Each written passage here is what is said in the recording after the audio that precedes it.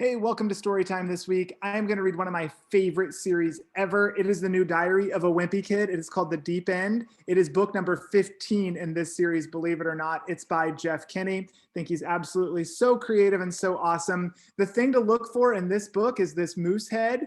Like we started in book one with the cheese touch, you will see this one in several different creative places. So I'm going to read a few different excerpts because there's several really good jokes and pranks that are in here, but it's going to start on page number 1, and I'll read here real quick. I love my family and all, but I don't think I can spend 24 hours a day with them 7 days a week. And that's exactly the way it's been around here lately. Getting tired of this either. We're all going a little nuts. And if things don't change soon, I think we're going to go off the deep end. Mom says we've been cooped up for too long and we just need a vacation. But what we really need is a vacation from each other. So I thought that was a really creative way to start because it's so much like what we're facing with some of us in quarantine and some of us having to stay socially distanced because of COVID. But this case of the Heffley family, Greg's family, is because of what happened in Wrecking Ball, the book 14, the one before. It says that's not going to happen anytime soon, though, because we don't have any money. And the reason we don't is kind of a long story. Crunch. Can you see the hot tub that's falling on the house? The entire book is all about that. You're going to love it.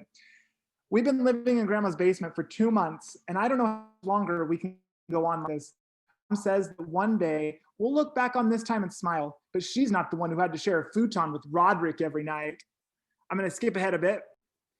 All right, I jumped ahead to page 81. They go on a long adventure in the woods, and this is what happens. When we got back to camp, Mom asked Roderick to check me for ticks since I'd been off the trail. He looked me over and told me I had a huge tick right in the middle of my back. Roderick said the tick must have been on me for a while because it looked like it was about to burst. And I almost passed out when he showed me the picture he took on his phone. Can you see that picture? Well, guess what? It turns out that it was a joke, and the picture was something Roderick found online. But even after I knew it was a joke, I still felt like something was in the middle of my back for the rest of the day. Mom said everyone should take a shower since it'd been 2 days since we were starting to stink. Roderick went first, and he was in there for at least half an hour. So when it was my turn, there was no hot water left. Scream! Cold water shower for Greg. Dad checked the propane tank and said it was empty, which meant cold showers from now on. No one was happy about that, especially Mom. We'll pause. All right, I'm on page 152 now. Greg finds some friends at this RV park. And so this is his group of friends that he's able to meet.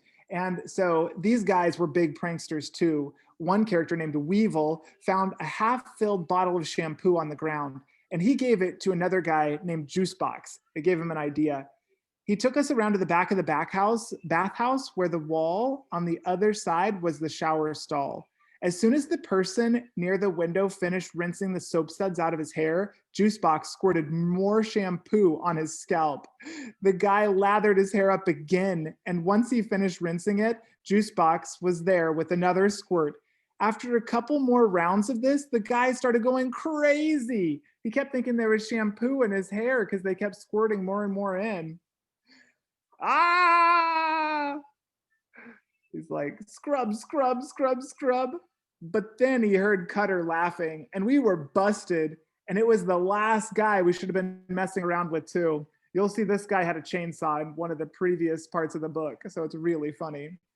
Luckily, Juicebox and the gang knew all the good hiding spots in the campground, so we laid low behind the snack shack until the coast was clear. I never really had a group of friends before, and I started having fun.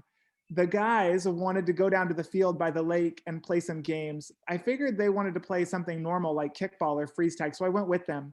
But these guys had ideas of their own for fun. And almost all of their games involved someone getting hit by a ball or getting tackled, or sometimes both at the same time. Help! The last game we played was Red Rover, where everyone made a human chain and tries to keep one person from getting through. But a character named Big Marcus was unstoppable, so we got pretty banged up. It seemed like everyone was ready to wrap things up for the day, but that's when something fell from the sky. Splat! It was those teenagers on the hill launching watermelons from their hammock. We ran for cover underneath the shed where they kept the kayaks. That's where Juicebox told me what was going on. He said that every time him and his gang played in that field, the teenagers bombarded them with watermelons. And I really wish someone had mentioned that to me before I agreed to come down there. Schlop. But Juicebox said that today him and his guys were ready to strike back.